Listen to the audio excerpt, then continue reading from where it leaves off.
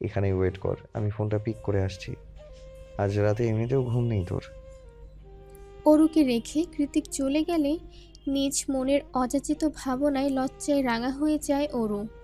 শুষ্ক একটা ঢোক গিলে মুখ লুকায় নিজের দু হাতে। বন্ধুর আকাশ ছুঁই ছুঁই পর্বতমালার নিম্নভাগে জ্যোৎস্না রাতের রোপলি ছকছকে আলো এসে পৌঁছাতে পারে না কোনো কালেই। সেথায় এখনো ঘোর আমাবস্যা বিরাজমান। চারিদিকে খুঁতখুঁটে অন্ধকার আর তমসাচ্ছন্ন। শুধুমাত্র পাহাড়ের এক কোণে গুহার মধ্যে যে গুপ্ত ঘরটা রয়েছে, সেখান থেকে জেনারেটর চালিত বৈদ্যুতিক বাল্বের নিয়ন আলোয় ছটা এসে ঠেকেছে নরম সবুজ কচি ঘাসের ওপর। অতীব সুন্দর সেই ম্যাজিক্যাল আলো ছায়া আর ঘাসের আস্তরকে পায়ে মারিয়ে তড়িৎ বেগে এদিক ওদিক পায়চারি করছে নিখিল। কপালে তার দুশ্চিন্তার গভীর ভাঁজ। শরীর ঘামে ভিজে চুপচুপা। শার্টের উপর পরা সফেদ রং অ্যাপ্রোনটার এথায় সেথায় শুকিয়ে যাওয়া রক্তের ছোপ ছোপ দাগ। কুঁচকে রাখা ছোট ছোট চোখ দুটো দেখে মনে হচ্ছে একটু আগেই কোনো অপকর্ম করে ধরা খেয়েছে সে। এদিক ওদিক পায়চারি করতে করতেই দাঁত নিয়ে নখ কাটতে কাটতে এক মনে কি যেন বিড়বিড় করছে এক নাগাড়ে। দেখলে মনে হবে কোনো কিছুর হিসেব কষছে। নিখিলের এমন উদ্ভ্রান্তের মতো কর্মকাণ্ড দেখতে পেয়ে গুপ্ত ঘর থেকে হন্তদন্ত হয়ে বেরিয়ে আসে লিও। এক ছুটে বেরিয়ে আসাতে তার স্থূলকায় দেহটা কাঁপিয়ে ওঠে। সে নিখিলের সামনে দাঁড়িয়ে হাঁপাতে হাঁপাতে শুধায়, কি হয়েছে? এখনো কাজ শুরু করছো না যে? রাত শেষ হয়ে যাবে তো। কথাটা বলার সঙ্গে সঙ্গে ফট করে দু হাতে লিওর কলার খামচে ধরল নিখিল।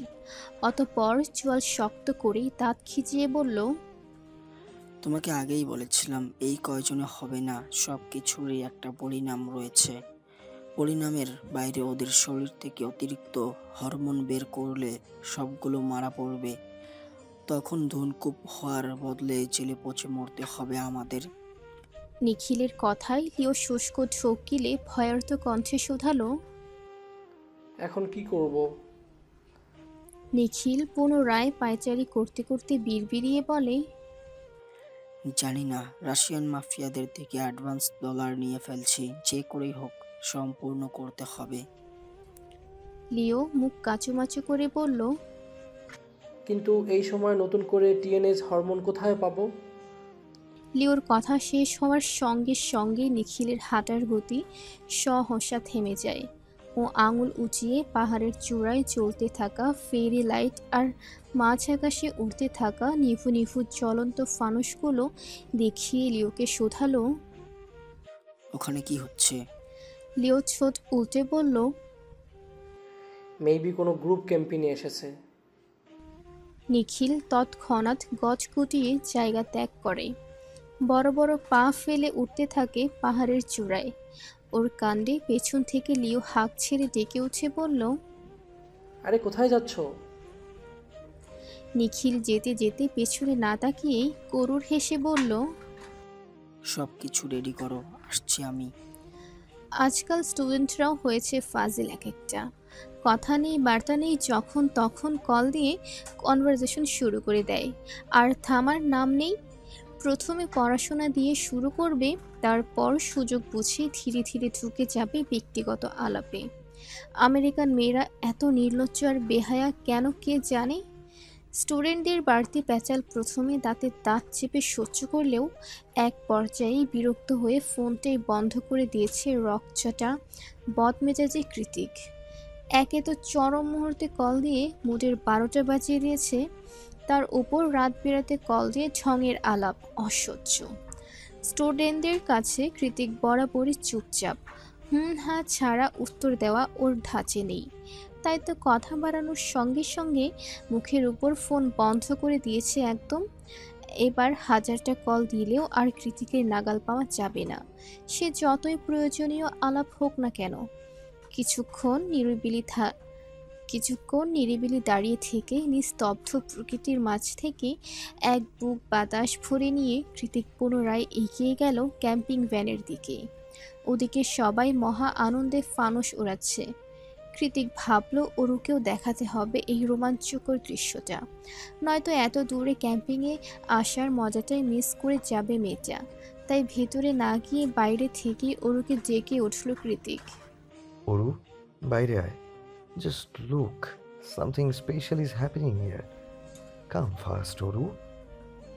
ভেতর থেকে অরুর কোনোরূপ সাড়া শব্দ না পেয়ে এবার কৃতিক নিজেই ধীর গতিতে ক্যাম্পিং ভ্যানের ভেতরে প্রবেশ করলো। চারিদিকে ফানুসের ছড়াছড়ি, একের পর এক উড়ন্ত ফানুসের টিমটিমে আলোয় পুরো পাহাড়টাকে অপার্থিব সুন্দর লাগছে। ক্যাম্পফায়ারের পাশেই চাঁদের পাহাড় গান বেজে চলেছে সেই তখন থেকে। পুরো অ্যাডভেঞ্চারাস পরিবেশ। পাহাড়ের এক কোণে দাঁড়িয়ে অ্যালিসা উড়ন্ত ফানুসগুলোকে সূক্ষ্ম নজর দিয়ে পরখ করছে। তা দেখে অর্ণব একটা ফানুস নিয়ে এগিয়ে এসে অ্যালিসাকে উদ্দেশ্য করে বলল, এলি ফাউন উড়াবি আই। অ্যালিসা তৎক্ষণাৎ এগিয়ে এসে হ্যাঁ সূচক মাথা নেড়িয়ে অর্ণবের হাতে হাত রাখে। তারপর দুজন মিলে এগিয়ে যায় ফানুসটাকে উন্মুক্ত করে দিতে। ফানুসের মধ্যে জ্বলতে থাকা সোনালি আলোয় অ্যালিসার হাতের হিরে খচিত আংটিটা চকচক করছে খুব। অর্ণব সেটার দিকে একবার পরখ করে ওর চোখের দিকে দৃষ্টিপাত করল। অ্যালিসার ধূসর চোখ দুটোতেও চলন্ত ফানুসের নিদারুণ প্রতিচ্ছবি বিদ্যমান। স্থির চোখে মুখে ধামাচাপা পড়ে আছে এক রাশ খুশির ঝিলিক। অর্ণব সেই খুশিকে আরও খানিকটা বাড়িয়ে দিতে ওর কানের কাছে মুখ নিয়ে হিসিয়ে বলল, আই লাভ ইউ এলি, শুধু আজ বা কাল নয়, জনম জনমের ভালোবাসা তুই আমার। অর্ণবের কথার প্রতি উত্তরে অ্যালিসা লাজুক হেসে কিছু বলতে যাবে, তার আগেই কোথা থেকে যেন ছুটে এসে এক থাবায় শাওরের কলার টেনে ধরে দাঁতে দাঁত পিষে কৃতিক বলল, আমার অরু কই? শায়র বেচারা বসে পপকর্ন চিবুতে চিবুতে অর্ণব অ্যালিসার সিনেমাটিক প্রেম নিবেদন দেখছিল। হঠাৎ এমন অতর্কিত আক্রমণে তৎক্ষণাৎ পপকর্নগুলো ওর গলাতে আটকে গেল। কাশি দিতে দিতে কৃতিককে ছাড়ানোর চেষ্টা করে কোনো মতে ফ্যাসফেসিয়ে বলল, স্যার ভাই, আমি সত্যি জানি না অরু কই। তোরা দুজন তো হুট করেই একসাথে উদা হয়ে গেলি। তোরা স্বামী স্ত্রী, তোদের প্রাইভেসির ব্যাপার আছে, ওই জন্য আর ডাকিও নি আমরা। শায়রের কথায় কৃতিক নিজেকে সংবরণ করে ওর কলার ছেড়ে দেয়। তখনই পাশ থেকে অ্যালিসা আর অর্ণব এগিয়ে এসে শুধালো। কি হয়েছে জেকে? কৃতিক থমথমে মুখে এদিক ওদিক হালকা মাথা নাড়িয়ে বলল, ডোন্ট নো, অরু কোথাও নেই। অ্যালিসা উদ্বিগ্ন সুরে বলল, কোথাও নেই মানে? ও তো তোর সাথেই ছিল। কৃতিক জিভ দিয়ে শুষ্ক অথর ভিজিয়ে চিন্তিত গলায় বলল, হ্যাঁ, তখন তো ছিল। আমি নিজেই ওকে ক্যাম্পিং ভ্যানে রেখে একটা ফোন কল রিসিভ করতে একটু দূরে গিয়েছিলাম, আর তারপর কৃতিক নিজের তেতো গলার অযথা স্বীকারোক্তি শেষ না করেই চট করে শায়রকে বলল, শায়র, তুই না এইসা অর্ণবের সারপ্রাইজ মোমেন্ট ধারণ করার জন্য হিডেন ক্যামেরা সেট করেছিলি? শায়র হ্যাঁ সূচক মাথা নাড়ালে কৃতিক পুনরায় বলে, কোথায় কোথায় সেট করেছিলি? সবগুলো বের কর, কুইক। এবার শুধু শায়র নয়, ওর সাথে সাথে অর্ণবও পায়ে পায়ে এগিয়ে গেল ক্যামেরাগুলো খুঁজে বের করতে। এই মুহূর্তে কৃতিকের মাথা ফেটে যাচ্ছে দুশ্চিন্তায়। অতিরিক্ত দুশ্চিন্তার ফলে সুকৌশলী মস্তিষ্কটাও হ্যাং করছে বারংবার। রাতের আধারে এমন অচেনা অজানা পার্বত্য এলাকায় হঠাৎ করেই কোথায় চলে যেতে পারে মেচা, তাও কৃতিককে না জানিয়ে। কিছুক্ষণ আগেই তো সবকিছু কতটা মসৃণ হয়ে উঠেছিল ওদের মাঝে।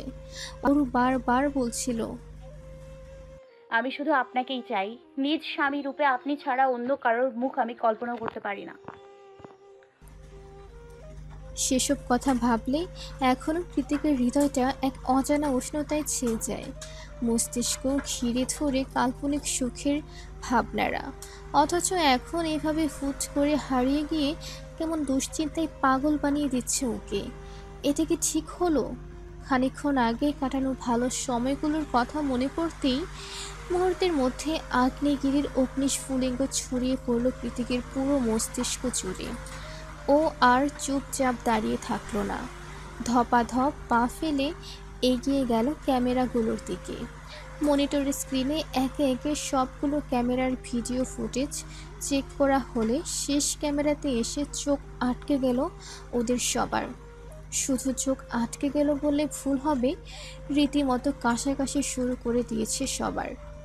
ভিডিওতে অরুর সাথে করা কৃতিকের একান্ত মুহূর্তের পাগলামোগুলো দেখে অ্যালিসা, অর্ণব, সায়র তিনজনই কৃতিকের পানে অবিশ্বাস্য চাহনি নিক্ষেপ করে একই সুরে বলে ওঠে, তোরা একটু আগে এসব করছিলে। সায়র বড় বড় চোখ করে ক্যামেরার দিকে তাকিয়ে বলল, হি ইজ সো ড্যাম্পারেড, মেয়েটাকে শ্বাস পর্যন্ত নিতে দিচ্ছে না। সায়রের কথায় অ্যালিসা, অর্ণব মুখ টিপে হেসে দিল। ওদের খিল্লি আর মজা মাস্তিকে এক ধমকে থামিয়ে দিয়ে কৃতিক বলল, জাস্ট শাট আপ। টেনশনে আমার মাথা ফেটে যাচ্ছে আর তোরা এখানে মজা নিচ্ছিস। তাছাড়া ওরু আমার বিয়ে করা বউ, যা খুশি যেভাবে খুশি যেখানে খুশি করব, তোদের বাপের কি? ওদের তর্ক বিতর্কের মাঝেই ভিডিওর একটা জায়গাতে অর্ণব পজ করে বলল, গাইডস লুক। তৎক্ষণাৎ কৃতিক সচকিত হয়ে এগিয়ে এসে স্ক্রিনে চোখ রাখল। অর্ণবকে সরিয়ে দিয়ে রিপিট করে ওই একই সিনটুকু বারবার টেনে টেনে দেখছে কৃতিক। 4 সেকেন্ডের সেই ভিডিওতে দেখা যাচ্ছে অ্যাপ্রন পরা কেউ একজন এসে অরুর সাথে হেসে কুশলাদি বিনিময়ের মতো করে কথা বলছে। অতঃপর অরু তার পেছন পেছন অন্ধকারের মধ্যে মিলিয়ে গেছে। অর্ণব পাশে দাঁড়িয়ে ঠোঁট উল্টে বলল, কে হতে পারে এই এন্ড পড়া লোকটা? সায়র সহসা এগিয়ে এসে ভালো করে নজর বুলিয়ে বলল, আরে এটা তো নিখিল, ওর ক্রাশ। গরুর বাচ্চা! অকস্মাৎ কৃতিকের গর্জনে কেঁপে উঠল ওরা সবাই। কৃতিক উঠে দাঁড়িয়ে ভ্যানের সামনে রাখা স্টুলটাকে সজোরে লাথি মেরে রাগে থরথরিয়ে কাঁপতে কাঁপতে বলল, ওকে একবার খুঁজে পাই, মেরে ওর গাল ফাটিয়ে দেবো আমি। তখন সারা জীবনের মতো ক্রাশ খাওয়া ভুলে যাবে। অর্ণব এগিয়ে এসে কৃতিকের কাঁধে হাত রেখে বলল, ঠান্ডা মস্তিষ্কে বাপ জেকে, এটা কি আদৌ পসিবল? ওরু তো তোর সাথে এসেছিল একটু আগে, তোরা কোয়ালিটি টাইম স্পেন্ড করেছিলি, তাহলে হঠাৎ করে ওরু কেন নিখিলের সাথে চলে যাবে, তাও কাউকে কিছু না জানিয়ে? তাছাড়া ওরু অ্যাডাল্ট বিয়ের মর্ম কতটুকু সেটা ও ভালো করেই বুঝে, তাও তোকে না জানিয়ে কেন যাবে? আর সবচেয়ে বড় কথা, অর্ণব কথা শেষ করার আগেই পাশ থেকে অ্যালিসা পুরো গম্ভীর গলায় বলল, নিখিল এখানে কি করছে? অর্ণব অ্যালিসার দিকে তাকিয়ে বুক ফুলিয়ে বলল, রাইট, এটা না হলে আমার সোনা। অর্ণবের আহ্লাদী কথায় অ্যালিসা দাঁত কিরমিরিয়ে উঠে বলল, চুপ করবি তুই? সিরিয়াস কনভারসেশন চলছে এখানে।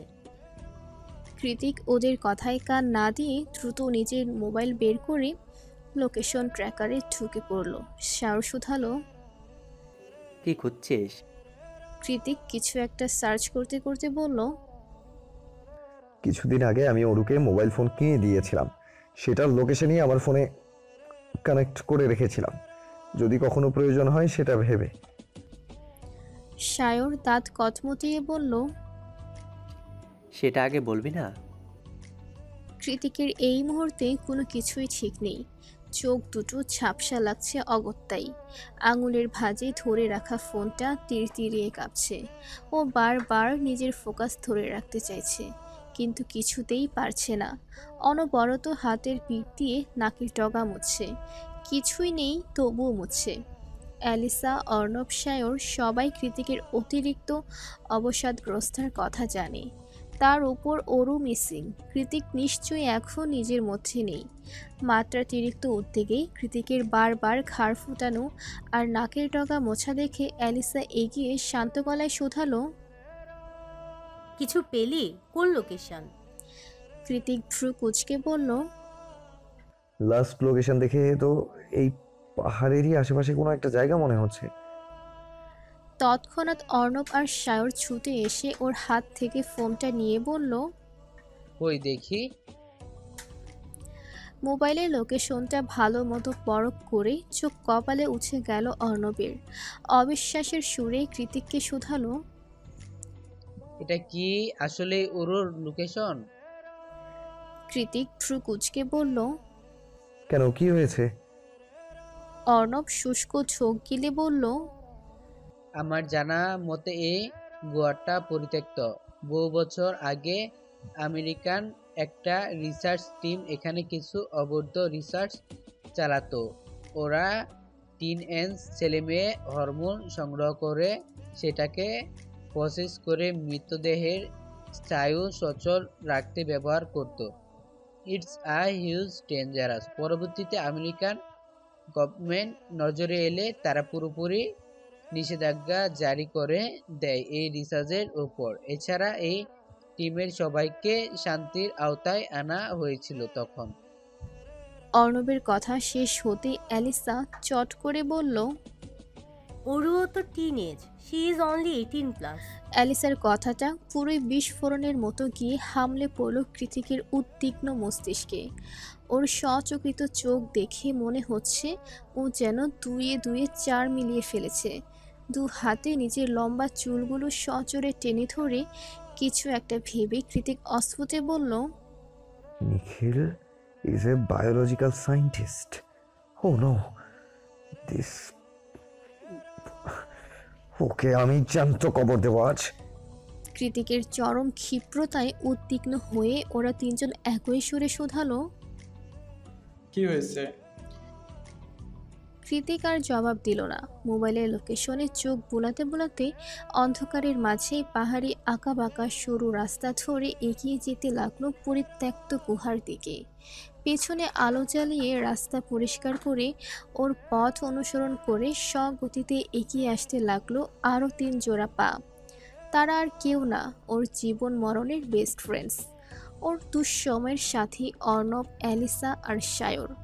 পাহাড়ের ঢালে এসে গুহার মুখোমুখি হতেই থমকে গেল ওরা। গুহার মুখে পাহারাদারের দাঁড়িয়ে আছে এক বিশাল বিশাল আকৃতির লৌহ গেট, তাতে আবার পাসওয়ার্ড লাগানো। অর্ণব অ্যালিসার হাতে মোবাইল ধরিয়ে দিয়ে বলল, যান, কাজ ধরো, আমি এটার ব্যবস্থা করছি। সায়র পেছন থেকে ভীত স্বরে বলেওছে, আমার কেমন যেন ভয় করছে ভাই, যদি ওরা আমাকেও ধরে নিয়ে রিসার্চ করতে বসিয়ে দেয়। অর্ণব পাসওয়ার্ডে গোষ্ঠী উদ্ধার করতে করতে বলল, তুই কি টিনেজ শালা, বয়স 20 পার হয়ে গেছে, এখনো ভিতর ডিমি রয়ে গেলি? কৃতিক একটা দীর্ঘশ্বাস ছেড়ে বলল, তোরা প্লিজ তাড়াতাড়ি কর, দম আটকে আসছে আমার। হয়ে গিয়েছে।